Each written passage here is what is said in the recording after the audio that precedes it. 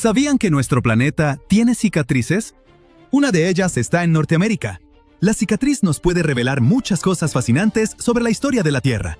Pero lo más interesante es que pudo cambiar la apariencia de nuestros continentes y fracturar nuestro mundo. Pero por alguna razón esta cicatriz no lo ha hecho aún. Y esa ni siquiera es la parte más interesante. Lo más increíble de esta cicatriz es que podría albergar una fuente gigante de energía limpia y barata. Vayamos a Kansas para descubrir qué es. Hace 1100 millones de años se formó una grieta gigante en la corteza de nuestro planeta, en el territorio del actual Medio Oeste de Estados Unidos. Se llama Corazón Roto. Esta grieta gigante está llena de magma solidificado, y de lejos parece una cicatriz real. Pero, ¿cómo apareció? Corazón Roto era un antiguo valle de Rift, una enorme falla geológica que forma depresiones alargadas en la corteza terrestre. Ocurrió porque las placas tectónicas se separaron. Es como las piezas de un rompecabezas que de repente comenzaron a separarse.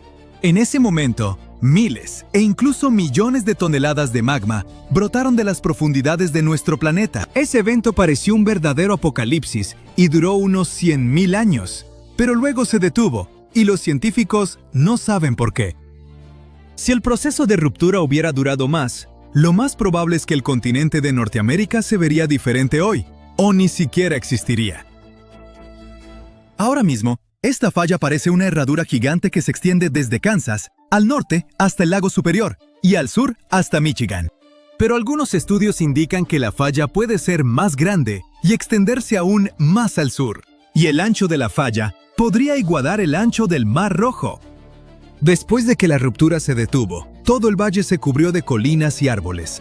La falla misma está cubierta por una gruesa capa de rocas sedimentarias, así que es bastante difícil de rastrear. Las partes más notables de la grieta están en el área del lago Superior.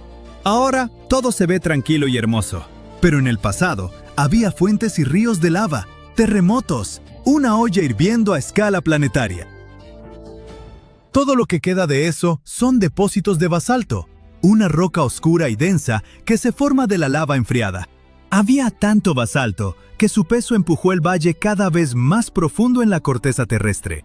Incluso cuando las erupciones y la ruptura pararon, el valle continuó hundiéndose por la enorme masa de este sedimento.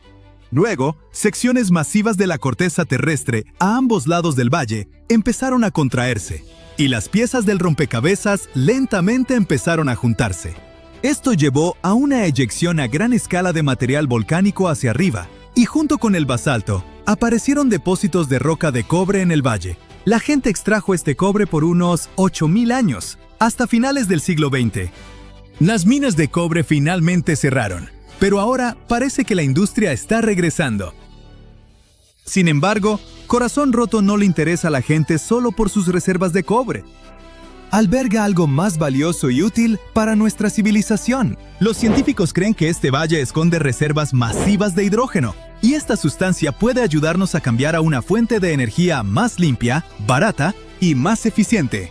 Si el combustible de hidrógeno se vuelve ampliamente disponible, todos cambiarán a él, dejando atrás el costoso, ruidoso y contaminante proceso de producción de petróleo. Ahora, apuesto a que la palabra hidrógeno les resulta muy familiar. No suena como el descubrimiento del siglo, y la gente lo ha estado usando por mucho tiempo.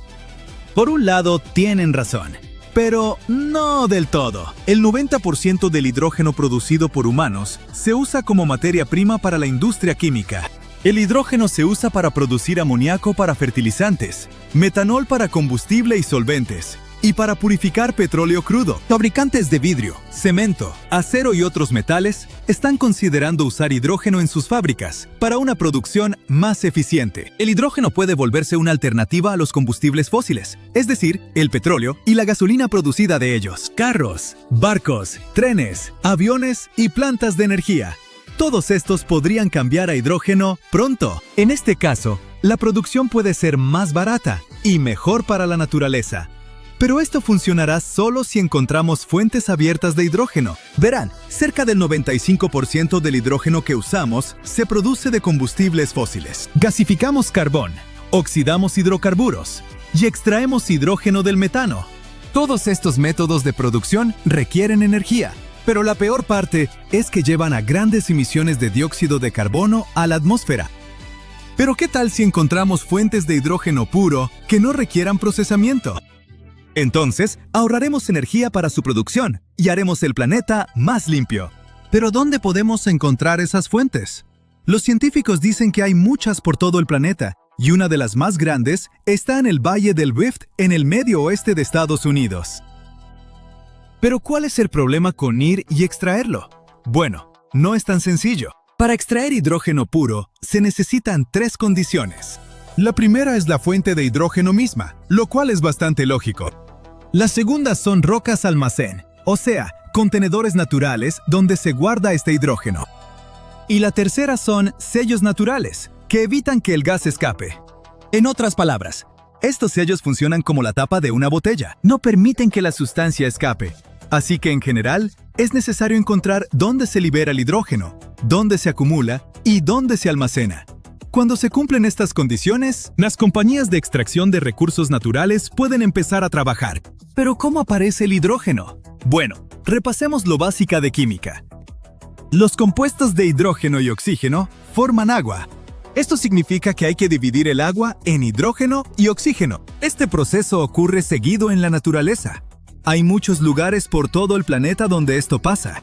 Los científicos confían en que al menos 30 estados de Estados Unidos tienen reservas de hidrógeno, y si las detectamos, aceleraremos la transición energética a combustibles más seguros y eficientes. Miles de carros circulan usando gasolina. Muchos de ustedes conocen el olor de los gases de escape, ese aire espeso y contaminado que es difícil de respirar. ¿Y los carros eléctricos? Deben estar mejorando la situación, ¿cierto? Bueno, aquí hay otro problema. Producir baterías para estos vehículos daña la naturaleza. Los materiales usados para hacer baterías son litio, cobalto y níquel. Su extracción implica una gran liberación de materiales tóxicos, no solo al aire, sino también al agua. Transportar estas baterías también crea una gran huella de carbono. Producir un solo carro eléctrico emite unas 4 toneladas de dióxido de carbono. Para compensar eso, el dueño necesita manejarlo por al menos 8 años. Eso es lo que tarda en compensar las emisiones que un carro normal produciría. ¿Y la confiabilidad y conveniencia? ¿Qué harán si la batería se acaba durante el viaje y no hay estaciones de carga cerca? Este problema se resolverá en el futuro con la creciente popularidad de los carros eléctricos. Ahora, los científicos creen que en los últimos 1.000 millones de años, la corteza terrestre ha dividido suficiente agua en hidrógeno y oxígeno. Nuestro planeta guarda este gas bajo tierra, esperando que empecemos a usarlo. Según los cálculos, aún considerando todas las tecnologías y capacidades de producción de nuestra civilización, las reservas de hidrógeno en las entrañas del planeta son suficientes para darnos energía por 170.000 años. Por eso la grieta gigante en Kansas atrae a científicos de todo el mundo. Enormes cantidades de basalto y otras rocas pueden reaccionar con agua para liberar hidrógeno. Y ahora los científicos buscan lugares donde este material se acumula y se almacena. ¡El piso es lava! Solo bromeaba. Pero, ¿sabes qué? En parte se está desmoronando. Tal vez aún no lo sientas, pero una gran parte de América del Norte ya ha perdido 60 kilómetros de roca de su base. Y no se trata de terremotos o enormes socavones, sino de que el continente está perdiendo partes de lo que mantiene el suelo estable, sin tambalearse como un juego de feria en mal estado. Un equipo de investigadores acaba de lanzar una bomba geológica. Una parte del suelo de América del Norte está adelgazando como un goteo de helado muy lento y triste. ¿Cómo lo saben? Básicamente, le hicieron una resonancia magnética de cuerpo completo de alta tecnología a la Tierra y crearon mapas en 3D que muestran cómo las rocas, una vez consideradas indestructibles, ahora se están derritiendo en las entrañas del planeta, como una pizza de queso al revés dentro de un horno.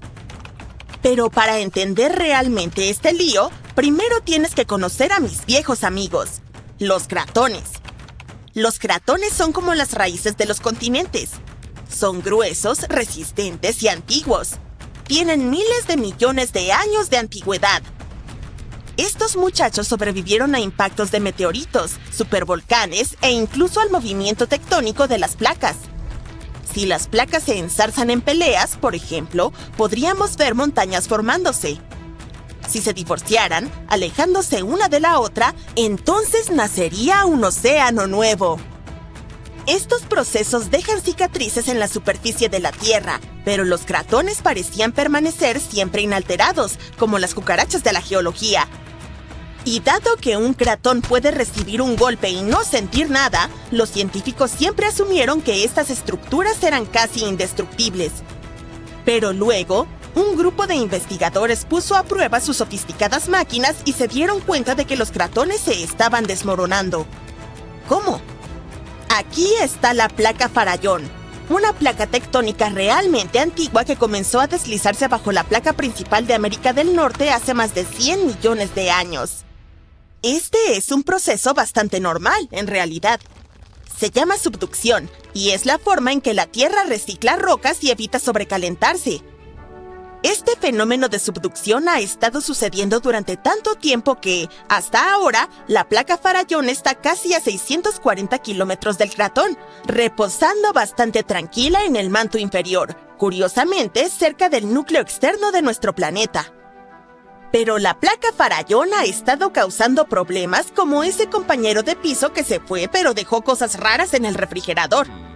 Verás, al hundirse tira de la base de América del Norte, estirándola y provocando que otras piezas se desprendan y caigan en el manto profundo.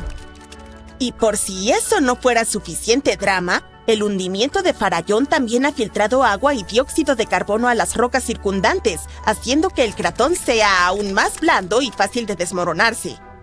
Gracias, Farallón. Muy amable de tu parte. Al estudiar cientos de terremotos a través de miles de estaciones de monitoreo, los científicos han confirmado la historia. Grandes bloques de material continental están descendiendo y adelgazando el cratón hasta en 60 kilómetros. Suena dramático, ¿verdad? Pero no te preocupes, esto está ocurriendo a un ritmo muy lento. Pasarán millones de años antes de que suceda algo notable. Tus nietos del futuro lejano podrían seguir pisando terreno sólido. Pero no te pongas demasiado cómodo. Esto puede no ser un problema urgente, pero hay otro tipo de hundimiento que está sucediendo más rápido de lo que puedes decir ¡ayuda! Aquí está el asunto. Para el año 2050, al menos 32 ciudades importantes de los Estados Unidos, incluyendo Nueva York, Baltimore y Charleston, podrían estar parcialmente bajo el agua. ¿Y adivina qué? En su mayoría, esto es culpa nuestra. Los científicos han notado que, desde 2007, algunas ciudades se han ido hundiendo en el suelo entre 1 y 2 milímetros cada año. Charleston, en Carolina del Sur, ocupa el primer lugar de la peor manera posible, hundiéndose 4 milímetros anualmente. Claro, estos números suenan diminutos y algo ridículos. Pero Charleston está apenas a 3 metros sobre el nivel del mar, y un pequeño hundimiento tiene un gran impacto cuando el océano te está respirando en la nuca. En días de inundaciones realmente malas, la gente tiene que abandonar sus autos y nadar a casa. Todo este fenómeno se llama subsidencia de la Tierra. Y cuando mezclas el hundimiento del terremoto con el aumento del nivel del mar, obtienes un cóctel desastroso de calles inundadas, tierras de cultivo salinas, bosques fantasmas y muchos propietarios muy irritados. Y no se detiene solo en las viviendas. Infraestructuras como puentes, caminos, aeropuertos y plantas de energía, todas cosas de las que dependemos diariamente, también están en riesgo de sufrir graves daños. Las redes eléctricas inundadas y las autopistas hundidas podrían causar miles de millones más en pérdidas económicas y crear peligros importantes para la seguridad. Bien, seamos justos. No todo es culpa de la humanidad. Algunos de estos problemas se remontan hasta la era del hielo. Hace unos 12.000 años, enormes capas de hielo cubrían el norte de Estados Unidos. Eran pesadas, realmente pesadas. El peso hundió la tierra, y cuando el hielo se derritió, el suelo no saltó de nuevo como un trampolín. En cambio, empezó a jugar un extraño juego de sube y baja geológico. Los lugares que habían sido comprimidos comenzaron a elevarse, y los que no fueron comprimidos se hundieron. Todo este proceso, llamado ajuste isostático glaciar, intenta decir eso 3 veces rápido, aún está ocurriendo hoy en día. Pero, por supuesto, los humanos encontraron una manera de empeorarlo. La extracción de aguas subterráneas es un problema. Imagina que es como sacar el relleno de un colchón. Después de un tiempo, todo se hunde. En lugares como el Valle Central de California, la tierra está descendiendo hasta 20 centímetros al año porque seguimos bombeando agua durante las sequías. En ciudades como Nueva York, el problema no es solo el agua. Los propios rascacielos lo están empeorando. Sí, resulta que si apilas millones de toneladas de concreto y acero sobre terreno blando, tiende a aplanarse. Y en caso de que te lo preguntes, la masa total de los edificios de Nueva York es de alrededor de 762,000 millones de kilogramos. Aproximadamente lo mismo que 3,5 millones de estatuas de la libertad apiladas. Con tanto peso concentrado en un área relativamente pequeña, los suelos subyacentes no tienen otra opción que comprimirse con el tiempo. Y si pensabas que no podía ser más complicado, te equivocas. Hemos estado construyendo represas que impiden que los ríos lleven sedimentos frescos a las áreas costeras. Ese sedimento es algo así como la manera que tiene la madre naturaleza de esponjar de nuevo el suelo. Sin él, las tierras costeras se están compactando como una esponja vieja. Además, cuando se drenan los humedales para la agricultura o la construcción, el suelo pantanoso se seca y colapsa. Honestamente, es como si el suelo no pudiera tomarse un respiro. Los científicos también notaron que las áreas que solían ser exuberantes humedales ahora están entre los lugares que se hunden más rápido en el país, especialmente a lo largo de la costa del Golfo. Luisiana, por ejemplo, ha perdido una cancha de fútbol de tierra debido a esta combinación de subsidencia y aumento del nivel del mar. Entonces, ¿cuál es el objetivo final para nosotros, gente común, que solo quiere vivir por encima del nivel del mar? Pues no pinta bien. Bosques fantasmas, que básicamente son bosques inundados, están apareciendo. Las tierras de cultivo se están salinizando y volviendo inutilizables, e incluso inundaciones en días soleados, en las que las calles se inundan sin que haya llovido, se están volviendo. El 26 de enero de 1700, uno de los mayores terremotos de la historia sacudió la costa oeste de los Estados Unidos. Tuvo una magnitud de 9, lo que lo coloca entre los 10 terremotos más poderosos que se han registrado. Este terremoto desencadenó un gran tsunami y cambió la línea costera desde el sur de la Columbia Británica hasta el norte de California para siempre. En aquel entonces, la zona no estaba muy poblada. Pero gracias a una investigación ingeniosa, los científicos lograron descubrir exactamente qué ocurrió ese día al analizar antiguos registros geológicos, los anillos de los árboles e incluso algo de historia de Japón. El mismo día del terremoto, un tsunami inmenso también golpeó la costa este de Japón. Durante mucho tiempo nadie los relacionó, pero en las décadas de 1980 y 1990, los investigadores se dieron cuenta de que el tsunami de Japón había sido causado por el terremoto del noroeste del Pacífico. También pudieron identificar el día exacto, el 26 de enero de 1700. Incluso encontraron árboles antiguos en la costa de Washington que habían perecido en el invierno de 1700, lo cual coincidía perfectamente con el momento del terremoto. El sismo se originó en la zona de subducción de Cascadia, una falla donde la placa de Juan de Fuca se desliza por debajo de la placa norteamericana. Esta falla se extiende unos 1,120 kilómetros desde el norte de la isla de Vancouver en la Columbia Británica hasta el Cabo Mendocino en California. La presión de las placas en movimiento se acumula con el tiempo, y a la larga otro devastador terremoto azotará la misma región. Es solo cuestión de tiempo. Al observar los registros geológicos, los depósitos de tsunamis pasados y los indicios de cambios en el nivel del terreno, los científicos pueden determinar la frecuencia de estos enormes terremotos. Los planificadores de emergencias se han estado preparando para el llamado Gran Terremoto. Los científicos creen que los terremotos de la zona de subducción de Cascadia ocurren cada 200 a 1000 años, y dado que el último importante fue hace más de 300 años, el noroeste del Pacífico está definitivamente en espera de otro. Cuando ocurra, se espera que el terremoto sea tan grande como el de 1700, pero esta vez afectará a alrededor de 15 millones de personas. La devastación será grave. Los edificios se derrumbarán, las carreteras y las pistas se agrietarán y los puentes caerán. La comunicación dentro y fuera del área quedará interrumpida. ¿Pero qué es lo peor? El terremoto desencadenará un peligroso tsunami que podría golpear partes de la costa de Washington en tan solo 10 minutos. No es cuestión de si sucederá, sino cuándo se romperá la zona de subducción de Cascadia. Cuando eso ocurra, será el peor desastre que Estados Unidos haya enfrentado, peor que el huracán Katrina o la supertormenta Sandy. Afectará una enorme área que se extiende desde el sur de Columbia Británica hasta Oregón y el norte de California.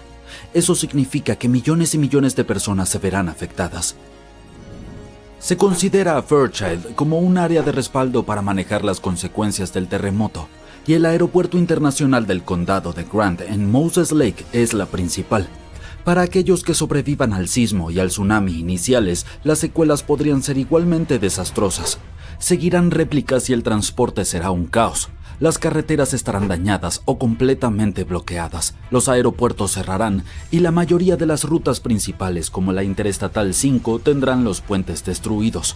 Esto significa que los suministros de alimentos y agua se interrumpirán y será muy difícil que la ayuda llegue o que las personas puedan escapar. Lo más probable es que también se dañen los gasoductos y su reparación podría tardar desde unos pocos días tierra adentro hasta semanas o incluso meses a lo largo de la costa. Los cortes de energía serán generalizados en un radio de 160 kilómetros de la costa en todo el noroeste del Pacífico y el suministro de agua podría estar interrumpido entre 3 y 7 meses. Incluso las telecomunicaciones estarán cortadas de 2 a 3 meses en el noroeste del Pacífico, Alaska y partes de Asia Oriental. La buena noticia para el este de Washington es que evitará en su mayoría lo peor, gracias a las barreras naturales que hay entre los lados oeste y el este del estado. El tsunami podría golpear el desfiladero del río Columbia, pero perderá energía rápidamente debido a un banco de arena que hay bajo el río. Las montañas cascadas absorberán gran parte del impacto del terremoto, por lo que el lado este no lo sentirá con tanta intensidad.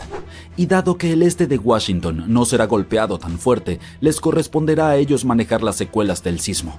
Esto implica ayudar al oeste de Washington, acoger a los refugiados de las zonas que fueron arrasadas y entregar suministros a donde sean necesarios. Los científicos han estudiado otros grandes terremotos de magnitudes de entre 8 y 9, como los de Chile de 1960, Alaska en 1964, Sumatra en 2004 y Japón en 2011. Este tipo de sismos puede sacudir el suelo durante un periodo que varía de 6 a 10 minutos, y eso es mucho tiempo para que la Tierra esté temblando. Estos sismos son extremadamente intensos porque ocurren cerca de la superficie terrestre, por lo que no es solo un movimiento rápido, sino uno prolongado y fuerte que puede causar mucho daño. Si el terremoto y el tsunami de Cascadia ocurrieran mañana, unas 14,000 personas podrían perder la vida y más de 100,000 podrían resultar heridas. El costo económico en Washington, Oregón y California podría superar los $70,000 millones. Para poner esto en perspectiva, podemos comparar estas cifras con otros terremotos importantes. En el terremoto de Chile de 1960, unas 1,600 personas perdieron la vida. El terremoto de Alaska de 1964 dio como resultado unas 140 vidas perdidas. El terremoto y tsunami de Sumatra de 2004 cobró la vida de unas 280,000 personas. Y el terremoto y el tsunami de Japón de 2011 causaron más de 20,000 víctimas. Las autoridades están al tanto de los peligros de la falla de Cascadia, pero incluso con toda la planificación, nadie puede decir con certeza qué se necesitará cuando ocurra el gran terremoto. Justo después del terremoto y el tsunami, las áreas fuera de la zona inmediata del desastre no podrán ayudar mucho porque las carreteras y los aeropuertos estarán destruidos y los recursos serán limitados. ¿Cómo podemos enfrentar este tipo de desastre y sus efectos? Aún no tenemos todas las respuestas. Enfoquémonos en la zona de subducción de Cascadia. Es una enorme línea de falla que se extiende aproximadamente 1,000 kilómetros desde la isla de Vancouver hasta el Cabo Mendocino en California y está ubicada a unos 150 kilómetros de la costa. Es como si una placa tectónica se estuviera deslizando lentamente bajo otra. Cuando las placas están cerca de la superficie, a unos 30 kilómetros de profundidad o menos, se atascan debido a la fricción, como si empujaras dos piedras juntas. Con el tiempo esto crea mucha presión. Cuando la presión finalmente se vuelve excesiva, las placas se deslizan, provocando un terremoto. Esto se llama terremoto de megadeslizamiento y puede ser enorme. Debajo del área donde las placas están atascadas hay una zona donde las placas se mueven muy lentamente, solo unos pocos centímetros cada varios meses. Este lento movimiento ayuda a liberar algo de presión, pero también acumula más presión en las partes de la falla que aún están atascadas. Esto significa que con el tiempo aumenta la probabilidad de que ocurra un gran temblor. Estos sismos tan potentes, llamados terremotos de gran zona de subducción, pueden superar la magnitud de 8,5. Los megaterremotos son los más grandes que ocurren. Pueden superar una magnitud de 9, lo cual es extremadamente poderoso. Para ponerlo en perspectiva, un terremoto de magnitud 9 libera 1000 veces más energía que uno de 7 y 1.000.000 de veces más energía que uno de 5. Estos terremotos ocurren cuando se acumula mucha presión en una parte de la falla que está bloqueada, lo que significa que las placas no pueden moverse una respecto a la otra. Cuando esa presión se vuelve demasiado alta, la falla se rompe y libera toda esa energía acumulada en un único temblor. La zona de subducción de Cascadia es extremadamente larga, por eso si llegara a romperse de una vez podría generar un enorme terremoto. Los científicos han estudiado esta región y han encontrado que aproximadamente a 30 kilómetros bajo la superficie la falla está bloqueada. Las placas allí no se deslizan una sobre la otra, pero más profundamente las placas comienzan a deslizarse con más suavidad, lo que causa menos fricción. Esto es importante porque nos indica cuánta tensión se está acumulando en esa zona bloqueada y cómo eventualmente podría desencadenar un gran terremoto. Hace alrededor de 2500 años, yo no existía en ese entonces, un terremoto cambió por completo el curso de uno de los ríos más grandes y famosos del planeta, el Ganges. Es normal que los ríos no permanezcan en un solo lugar, así que si vives cerca de uno, este podría simplemente desaparecer sin dejar rastro o inundar toda la ciudad un día. En el caso del Ganges, un terremoto supermasivo fue la razón de este cambio drástico. Los científicos dicen que podría volver a suceder, y eso sería un gran problema para millones de personas que dependen de este río. El río Ganges comienza como pequeños arroyos en el Himalaya y recorre un largo camino de más de 2.500 kilómetros. A lo largo de su recorrido se encuentra con otros grandes ríos como el Brahmaputra y el Meghna antes de que toda el agua desemboque en la bahía de Bengala.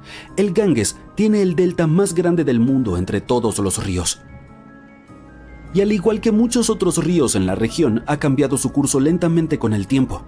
Estas variaciones sí ocurren cuando un río erosiona sus orillas. Generalmente tardan mucho tiempo en producirse, a veces décadas. Los científicos han descubierto que el sistema fluvial Ganges-Brahmaputra ha cambiado varias veces en los últimos 6000 años. Al observar imágenes satelitales del delta del Ganges, notaron algo interesante. Había un hundimiento en forma de media luna en el suelo a unos 45 kilómetros de donde fluye el río actualmente. Esta depresión tenía más de 1,5 kilómetros de ancho y se extendía por muchos kilómetros. Pensaron que podría haber sido un antiguo cauce principal del río Ganges hace mucho tiempo. En 2018, el equipo decidió visitar el área para investigar ellos mismos y tomar muestras para aprender más al respecto. Sin embargo, mientras regresaban a casa, notaron un pozo donde alguien estaba excavando tierra para crear un estanque. Al día siguiente planeaban llenarlo con agua, pero los investigadores detectaron algo extraño en la tierra. Había bandas verticales de arena de color claro mezcladas con el lodo más oscuro. Estas capas especiales son pistas del pasado. Indican que un antiguo terremoto hizo que la arena y el agua brotaran desde debajo del suelo, lo que creó volcanes de arena que quedaron atrapados en el tiempo. Los científicos estudiaron la arena y el lodo y dedujeron que estos terremotos ocurrieron hace aproximadamente 2500 años y fueron fuertes, con magnitudes de 7 a 8. El epicentro estaba a más de 177 kilómetros de la rama principal del río, pero fue lo suficientemente poderoso como para desplazarlo. Podría haber afectado alrededor de 140 millones de personas. El sistema Ganges-Brahmaputra está cerca de puntos donde se encuentran las placas tectónicas de la Tierra, por lo tanto, experimenta terremotos con frecuencia. No hay peligro en este momento, pero los científicos piensan que otro terremoto masivo podría ocurrir en los próximos cientos o miles de años. Podría amenazar hasta a 170 millones de personas, lo cual es aproximadamente la mitad de la población de los Estados Unidos. Nadie puede predecir con exactitud cuándo ocurrirá un terremoto o cuán fuerte será. Aprender cómo los terremotos del pasado han desviado ríos ayuda a los científicos a identificar patrones y especular sobre eventos similares en el futuro. Este conocimiento podría ayudarnos a prepararnos mejor y a crear planes de seguridad antes de que ocurra otro gran evento. El Ganges no es el único río en riesgo. El río Amarillo, el Irrawaddy y ríos en los Estados Unidos como el Klamath y el San Joaquín enfrentan peligros similares. El poderoso río Mississippi también ha cambiado su curso muchas veces en los últimos 7.000 años. Actualmente hay un enorme sistema de presas y barreras llamado estructura de control en el centro de Luisiana. Su función es evitar que el Mississippi se desborde y se una a un río cercano, el Atchafalaya. Sin embargo, los científicos piensan que en teoría estas barreras no podrían manejar mega inundaciones. Por lo tanto, el Mississippi podría liberarse y cambiar su curso de nuevo. Esto causaría enormes problemas especialmente en el sur de Luisiana. Uno de los ejemplos recientes en que un río cambió su curso y causó un desastre fue el Kosi en India. En agosto de 2008, en tan solo unos pocos días, el cauce del río se desvió aproximadamente 96 kilómetros, lo cual es un cambio enorme. Las inundaciones ocurren con bastante frecuencia en algunas partes del estado, pero no había habido unas tan fuertes en más de 50 años.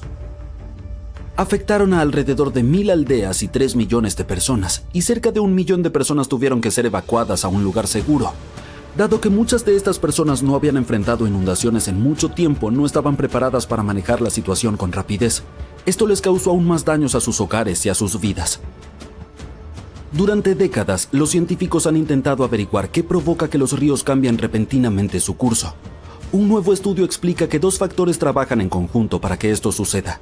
Este proceso se denomina abulsión. Primero está la preparación, que es como acumular tensión antes de que ocurra algo importante.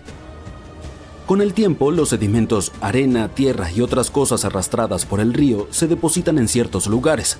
Esto puede elevar el río por encima del terreno circundante o hacer que una pendiente cercana sea más empinada que el curso actual del río. Y luego está el detonante, que es como la gota que colma el vaso y desencadena todo. Este podría ser una gran inundación, un terremoto o incluso algo como un montón de troncos que bloquean el agua. Los investigadores examinaron imágenes satelitales de aproximadamente 170 casos de abulsión de los últimos 50 años. Notaron que estos eventos ocurrieron con más frecuencia cerca de las desembocaduras de los ríos y de las montañas. Los ríos eran aproximadamente 3 veces más propensos a cambiar de curso en estos lugares que en las áreas entre ellos. También estudiaron 58 caudales fluviales en detalle en mapas de alta definición para medir la superelevación, es decir, cuán alto está el río en comparación con el terreno circundante. También midieron la ventaja de pendiente, que es cuán empinada puede ser una nueva ruta en comparación con la actual del río, y descubrieron que cerca de las montañas los ríos a menudo acumulan tanto sedimento que se elevan demasiado y se desbordan. Pero cerca de las desembocaduras de los ríos, como en los deltas, los cauces necesitan una ventaja de pendiente pronunciada para romper el barro y formar una nueva ruta. Estos 2 factores trabajan en conjunto con un sube y baja. Si uno es más fuerte, el otro no necesita ser tan fuerte para que ocurra una abulsión. Para determinar hacia dónde podría dirigirse un río si cambia de cauce, los investigadores crearon un algoritmo informático inteligente. Esta herramienta utiliza mapas para medir la inclinación del terreno y el flujo del río, a fin de predecir hacia dónde podría moverse el río. Lo probaron en 10 abulsiones pasadas y acertó el camino cada vez. Los científicos esperan poder usar estos hallazgos para proteger a las personas que vivan cerca de los ríos de inundaciones repentinas. El cambio de curso de los ríos desempeñó un papel importante en la creación de uno de los primeros sistemas de administración organizados en el mundo. Los científicos encontraron pistas sobre esto en el territorio de la antigua Mesopotamia. Este nombre significa la tierra entre 2 ríos y se encontraba entre los ríos Tigris y Éufrates. Las personas que vivían allí dependían de estos ríos para obtener agua, alimentos y transporte. Los científicos querían averiguar cómo esos cambios repentinos en los ríos afectaron a los antiguos habitantes. Para lograrlo, utilizaron 2 tipos de mapas. Los mapas arqueológicos muestran cómo crecieron las ciudades antiguas con el tiempo, incluyendo qué tipos de edificios construyeron las personas. Ciertos edificios como grandes palacios o murallas de la ciudad podrían indicar cuando cada ciudad tuvo una administración organizada por primera vez. El segundo tipo de mapa mostraba por dónde fluían los ríos Tigris y Éufrates hace mucho tiempo. A menudo cambiaban de curso, a veces lentamente serpenteando y en otras ocasiones muy rápido y de manera drástica por abulsión.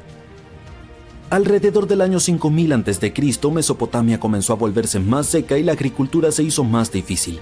Los agricultores tuvieron que cultivar sus cosechas cerca de los ríos, donde podían usar las inundaciones naturales para regar sus campos o cavar pequeños canales para llevar el agua del río a sus plantas. Debido a que la agricultura era tan importante, los pueblos y ciudades crecieron cerca de los ríos también, para que la gente pudiera mantenerse cerca de su alimento. Pero cuando un río cambiaba repentinamente su curso, la gente no se daba por vencida. Trabajaban juntos para excavar largos canales que llevaban el agua desde la nueva ruta del río de regreso a sus campos. Los canales los ayudaban a obtener agua nuevamente y los edificios administrativos mostraban que se estaban organizando como una comunidad para resolver grandes problemas. Desde el año 2000, el mundo ha sido golpeado por más de 1.700 terremotos con una magnitud superior a 5. Muchos ocurrieron alrededor del Anillo de Fuego, ubicado cerca del Océano Pacífico. En América del Norte, la mayor amenaza es la falla de San Andrés, que puede provocar un terremoto de una magnitud mayor que cualquier otro y se ha ganado el escalofriante apodo de El Grande. La posible destrucción de California es un panorama aterrador que podría tener consecuencias inimaginables, pero El Grande es solo el comienzo de lo que está por venir. Malas noticias. Los científicos han predicho un fenómeno devastador que ocurrirá en 2030. Nos guste o no, hay un 70% de probabilidades de que experimentemos El Grande, y será un terremoto de magnitud 6,7. La falla de San Andrés provocará El Grande, pero lo aterrador es que no podemos predecirlo. Por otro lado, un terremoto importante ocurre cada 100 años. Esto significa que siempre hay tiempo para prepararse para un desastre natural. Si viajáramos al pasado, veríamos algunos terremotos significativos como los que arrasaron San Francisco y Fort Tejon. Los edificios construidos hace mucho tiempo no son a prueba de sismos, se derrumbarán. Y aunque sobrevivan, no deberías entrar en ellos. Pero los edificios no son la parte más peligrosa. Debes tener cuidado con las líneas eléctricas y las tuberías de gas. Tu casa en la colina puede ser encantadora, pero es extremadamente insegura. Durante los temblores, la colina puede convertirse en un deslizamiento de tierra gigantesco que destruirá todo a su paso.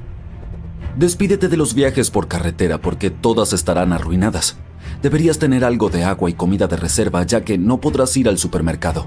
Este desastre no será barato. Le costará alrededor de $200.000 millones a los Estados Unidos recuperarse del terremoto. Al menos el sismo no desencadenará tsunamis, pero hay algo que puede causar más daño que El Grande. La infame zona de subducción de Cascadia comienza en California y termina en Vancouver, Canadá. La falla de San Andrés no es nada comparada con esta zona. Puede borrar toda la costa de la faz de la Tierra. Un ejemplo de hipérbole.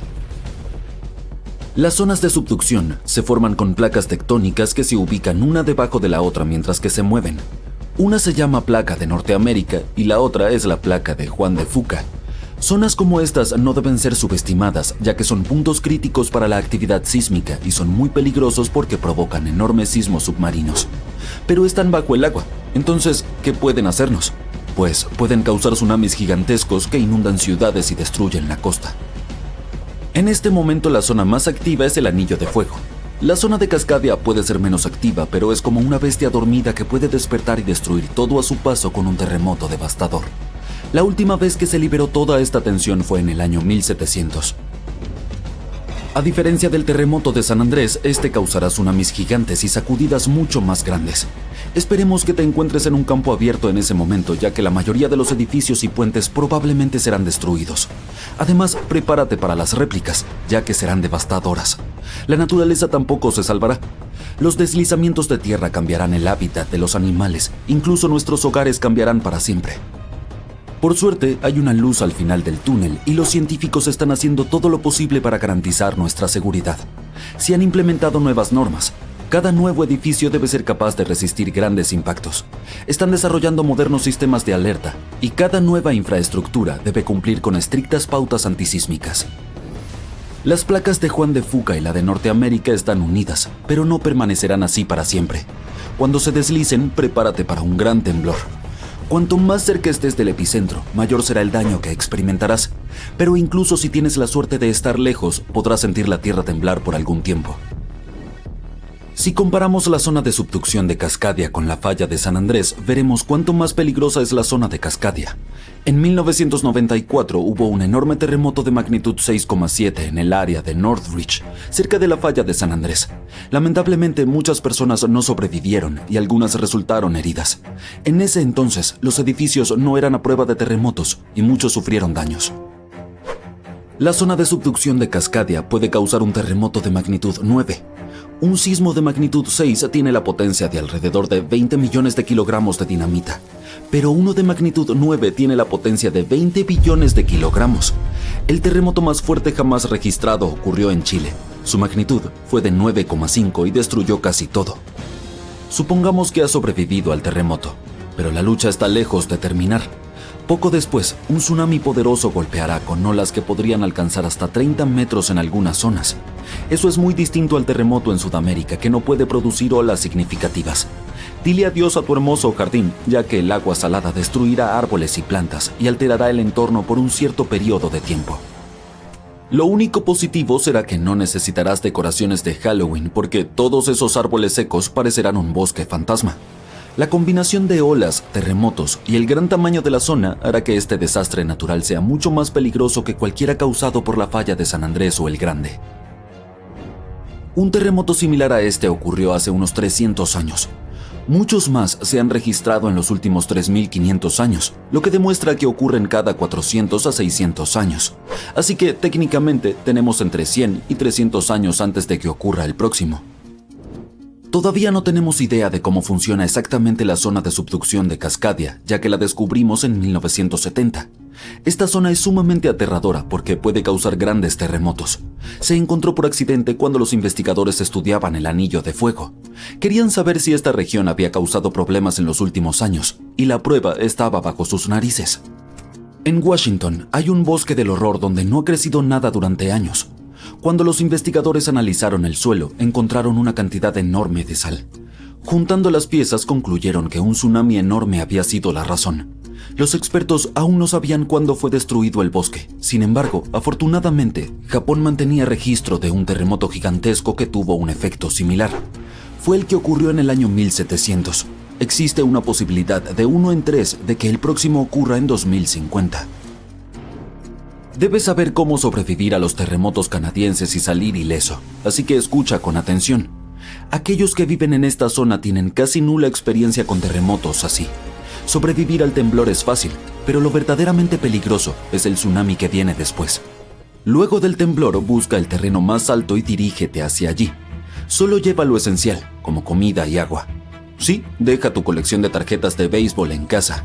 Después del primer golpe, no intentes bajar. Los sismólogos dicen que muy probablemente habrá unas cuantas olas más, y lo han demostrado. El 22 de mayo de 1960, el sismólogo Jerry Easton y 4 amigos fueron a Hawái para presenciar un tsunami esperado que ocurriría alrededor de la medianoche. Instalaron su equipo en el puente Wailuku, con una ruta de escape planificada. Este puente había sido destruido en el tsunami anterior, pero el nuevo era mucho más alto y mejor. Después de la medianoche, el agua estaba a 1,20 metros sobre el nivel promedio. La segunda ola golpeó media hora después de la medianoche y el agua subió otros 2,70 metros para la 1 de la mañana. Luego, el agua comenzó a descender y bajó 2,10 metros. Pero el horror estaba lejos de terminar. Después, vieron una ola que medía alrededor de 6 metros de altura. Esto nos demuestra que los tsunamis son impredecibles y que debemos escuchar a los expertos para mantenernos a salvo.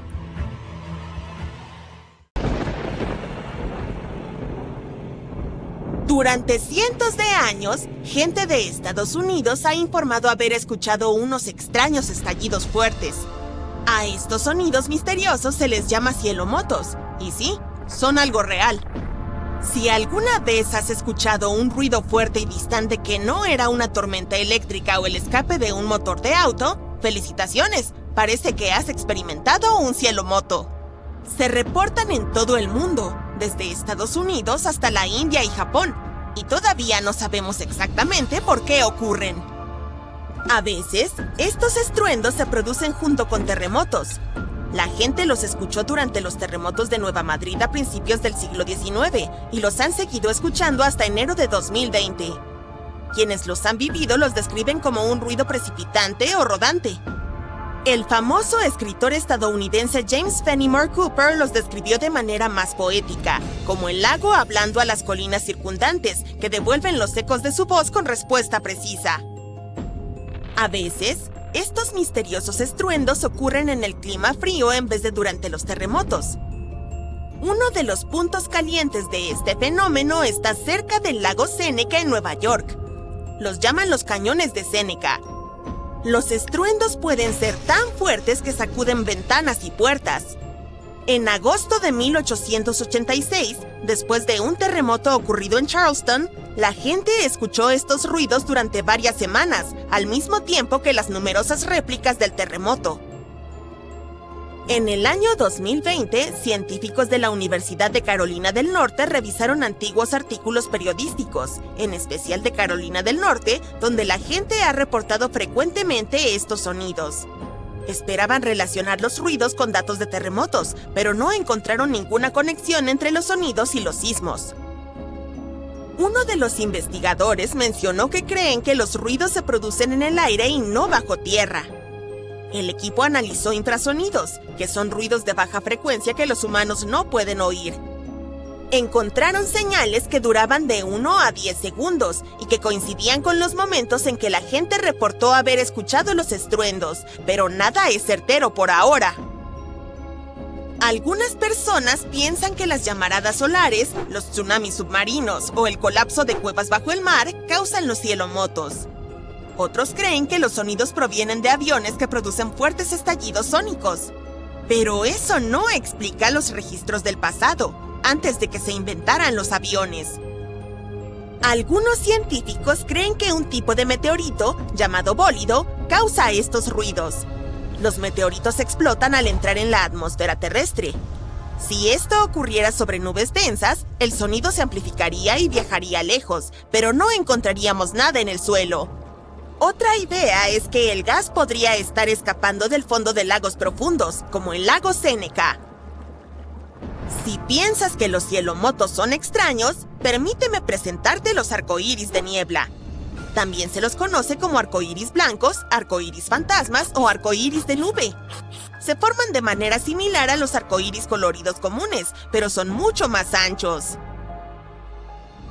Los arcoíris ocurren cuando hay grandes gotas de lluvia en el cielo, y siempre puedes verlos en el lado opuesto de donde está brillando el sol.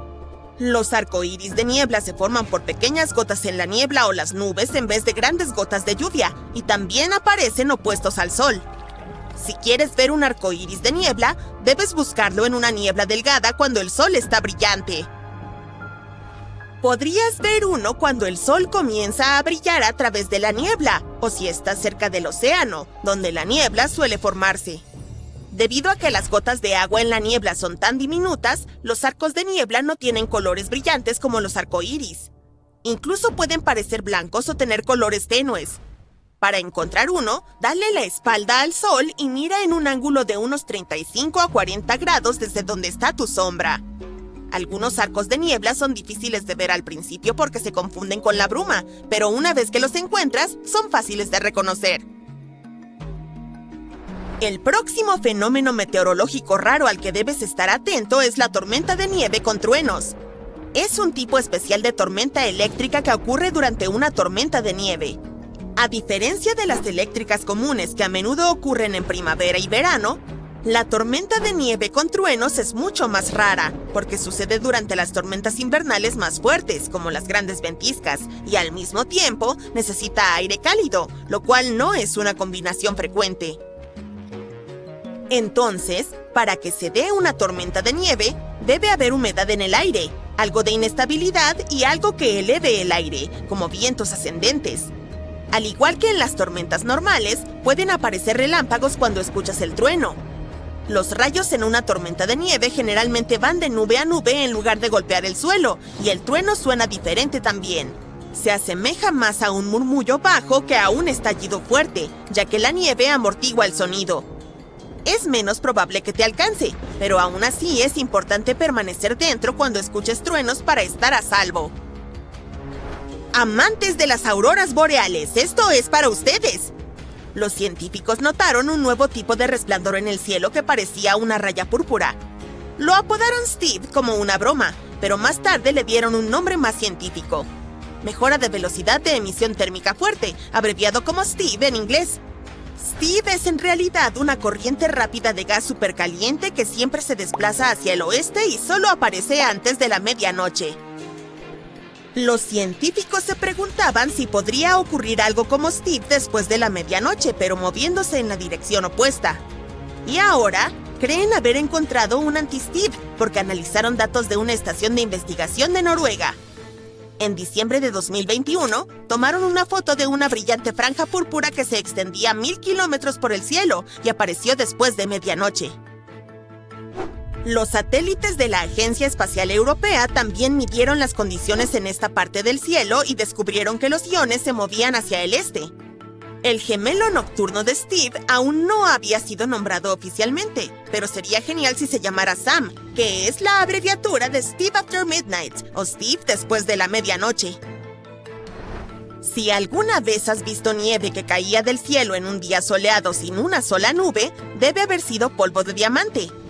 Es un fenómeno meteorológico especial en el que millones de diminutos cristales de hielo se forman cerca del suelo. Estos cristales de hielo flotan en el aire, tal como el polvo flota en tu casa. Cuando la luz del sol incide en estos cristales, brillan como diamantes. A diferencia de la nieve común, el polvo de diamante puede caer de un cielo despejado, por lo que a veces lo llaman precipitación de cielo claro. Ocurre debido a una inversión térmica. Normalmente, el aire se enfría a medida que asciendes desde el suelo, pero en una inversión térmica, el aire frío permanece cerca del suelo y el aire más cálido se sitúa encima. El aire cálido tiene más vapor de agua, y cuando se mezcla con el aire frío cercano al suelo, se convierte directamente en cristales de hielo y nace el polvo de diamante.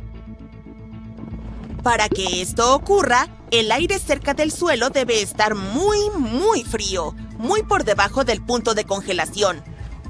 El polvo de diamante puede caer durante días, pero es tan ligero que generalmente no se acumula en el suelo como la nieve normal.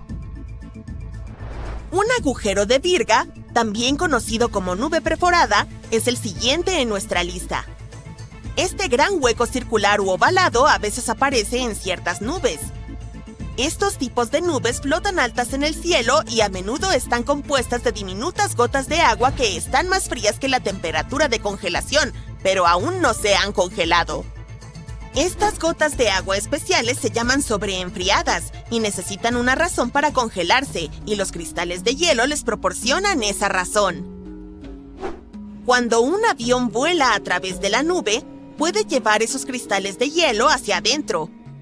Una vez que los cristales de hielo están allí, las gotas de agua sobreenfriadas se congelan.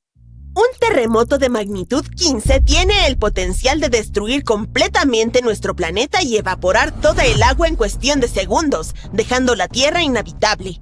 Más de 500,000 de terremotos ocurren anualmente, pero ninguno tiene una magnitud de 15. El 90% de los sismos ocurren en la aterradora zona del Cinturón de Fuego, ubicada alrededor del Océano Pacífico. El suelo allí es como gelatina, tiembla casi constantemente. El terremoto más poderoso que ha golpeado la Tierra tuvo una magnitud de 9,5. Tanta potencia puede alargar o acortar el día, pero probablemente hay un terremoto en los confines de tu propia casa ahora mismo causado por una partícula de polvo que aterriza en una mesa, aunque tiene una potencia de 15 grados negativos. Los terremotos ocurren cuando las placas tectónicas se mueven. Son como piezas de Lego que no están bien encajadas, y cuando se mueven hacia arriba, hacia abajo o chocan entre sí, el suelo también se mueve, desencadenando terremotos. Esta energía tectónica funciona como una batería. Almacena energía durante mucho tiempo, por ejemplo, unos 500 años. Cuando esta energía almacenada se libera en una explosión repentina, las consecuencias son devastadoras. Incluso las estructuras más fuertes sucumben a esta fuerza implacable que deja un rastro de destrucción en su camino. En algunos casos, los terremotos pueden desencadenar tsunamis y así amplifican el caos. Tal cantidad increíble de poder puede abrir la tierra y causar un daño inconmensurable. La intensidad de un terremoto se mide por la escala de Richter, pero ahora está siendo reemplazada por la escala de magnitud de momento. Cuando ocurre un terremoto, escuchamos que dicen cuán fuerte es. Suele ser de 1 a 10. Afortunadamente, aún no hemos tenido un terremoto de 10 en la escala de Richter. El terremoto más potente que ha ocurrido en la historia moderna sucedió en Chile en los años 60. Fue de alrededor de 9,5 en la escala de Richter y alteró la rotación de la Tierra y desajustó la duración del día en 2 milisegundos. También desencadenó un enorme tsunami y afectó una vasta área de 250.000 kilómetros cuadrados. La escala de Richter en realidad no tiene un límite. Sin embargo, no es necesario medir algo por encima de 25, porque si eso sucediera, simplemente nos convertiríamos en polvo y a nadie le importaría medir ese desastre. Como dijimos, el terremoto más fuerte tuvo una magnitud de 9,5. Si esta magnitud hubiera sido solo medio más fuerte, habría creado una línea de ruptura de 3.500 kilómetros de largo. Eso es casi 7 veces el tamaño de Wyoming. Un terremoto de magnitud 11 crearía una grieta alrededor del mundo. Enormes tsunamis golpearían las zonas costeras destruyendo todo, y la Tierra entraría en una terrible crisis ambiental. Si te gusta el senderismo, tendrías nuevas montañas para explorar, creadas por el aterrador terremoto. Incluso la temperatura podría aumentar debido a las erupciones volcánicas y los gases de efecto invernadero resultantes. Nuestro planeta se convertiría en un horno caliente. Los lugares más seguros serían los que se encuentran lejos de cualquier edificio, mar, océano y montañas, donde existiría una baja probabilidad de deslizamientos de tierra. Los países no preparados para terremotos serían totalmente destruidos y las ciudades se convertirían en montones de escombros y polvo. Subir en la escala de Richter solo empeoraría las cosas. Pero no te preocupes, un terremoto de esa magnitud es imposible. La corteza terrestre no tiene suficiente energía para producir semejante desastre. Pero hay algo que tiene mucho más poder y puede producir megaterremotos. Los asteroides tienen el poder suficiente para destruir nuestro planeta, como todos sabemos por la experiencia de los dinosaurios. Ese asteroide tenía alrededor de 10 kilómetros de largo y causó enormes daños al planeta. Desató terremotos que sacudían constantemente el suelo durante meses. Estos temibles sismos eran 50.000 veces más fuertes que el terremoto de Chile. También provocaron un tsunami que fue 30.000 veces más potente que el tsunami del Océano Índico, y este último fue uno de los tsunamis más devastadores que jamás hayan azotado la Tierra. Los terremotos causados por el asteroide tuvieron una magnitud de 11, lo que los convirtió en el desastre natural más poderoso y aterrador que jamás haya existido, y esperemos que siga siendo así. El tsunami del Océano Índico solo afectó a ciertas regiones del mundo. En cambio, el tsunami del asteroide afectó a todo el planeta y tenía olas de 10 metros de altura. Aunque hubieras viajado al lugar más remoto de la Tierra, no habrías podido esconderte de este ángel de la muerte. Un terremoto de magnitud 15 no sería un 50% más fuerte que el terremoto de Chile. La escala no funciona así. Sería alrededor de 1 millón de veces más poderoso que un terremoto de magnitud 9,5. Podría hacer que toda el agua de la Tierra se evaporara, dejándonos devastados y sin ningún H2O para sobrevivir. Todos los ecosistemas colapsarían, todas las cadenas alimentarias se romperían, y probablemente solo algunas bacterias muy fuertes sobrevivirían a lo imposible. Y esa es solo una fracción de las cosas aterradoras que podrían suceder. El océano es como el aire acondicionado de nuestro planeta. Sin él, la Tierra sería extremadamente caliente. El océano también sirve como un escudo contra los poderosos rayos del sol. Actúa absorbiendo el calor y enfría la Tierra. Los científicos creen que lo más peligroso sería la incapacidad de la corteza terrestre para sobrevivir a los violentos temblores de un terremoto de magnitud 15. Si nuestro planeta milagrosamente sobreviviera y no se convirtiera en polvo, habría enormes aberturas en su corteza. El suelo se volvería gelatinoso. Se movería aleatoriamente hacia arriba, abajo, izquierda y derecha, y ningún edificio sobreviviría a eso. nuestra civilización retrocedería hasta la era de Stonehenge. Los movimientos tectónicos como este son devastadores. Algo similar ocurrió en Japón, cuando las placas tectónicas se separaron 50 metros y luego volvieron a unirse, creando un terremoto de magnitud 9. Ningún lugar de la Tierra está exento de este escalofriante fenómeno natural. Aún así, ciertas zonas tienen una mayor probabilidad de ser destruidas que otras, como el Cinturón de Fuego, donde ocurre el 90% de los terremotos. Este es un lugar donde hay terremotos casi todos los días. El Cinturón de Fuego se encuentra en el Océano Pacífico. Forma un anillo alrededor de los continentes que rodean al Pacífico. Allí, varias placas tectónicas convergen, creando un terreno altamente inestable. Para hacer el problema aún más aterrador, el 75% de los volcanes activos se encuentran en esta zona. El 90% de los volcanes inactivos también están allí, lo que hace a este lugar extremadamente peligroso. Los científicos estudian con detenimiento esta región para encontrar una forma de predecir cuándo podría ocurrir el próximo terremoto. El Cinturón de Fuego no es el único lugar que tiene riesgo de terremotos. En California, a lo largo de la falla de San Andrés, 2 placas tectónicas han almacenado energía durante más de 200 años. La falla de San Andrés tiene una longitud de 1.150 kilómetros y tiene el potencial de producir. En lo profundo de nuestro planeta, hay 2 enormes masas de roca que han desconcertado a los científicos durante años. Se ubican en lo profundo, una frente a la otra. Una se oculta bajo el Océano Pacífico y la otra bajo África. Son tan extrañas que incluso ralentizan las ondas sísmicas. Su nombre real es Grandes Provincias de Baja Velocidad, pero son simplemente 2 masas enormes y misteriosas de roca, más grandes que continentes, más extrañas que cualquier otra cosa dentro de la Tierra y tan densas que podrían ser restos de otro mundo. Hasta hace poco, nadie sabía qué eran, de dónde venían o por qué existían. Estas misteriosas masas podrían contener el secreto de las fuerzas más profundas de la Tierra, lo suficientemente poderosas como para dar forma a los terremotos, provocar erupciones volcánicas e incluso influir en la evolución de la vida misma. Y ahora, finalmente podríamos descubrir la verdad sobre ellas. Estos monstruos geológicos están ocultos a unos 2.897 kilómetros bajo la superficie. Cada uno es 100 veces más alto que el monte Everest, tan vastos que desafían toda explicación. Al principio, los científicos pensaron que estos eran restos primordiales de los primeros días de la Tierra.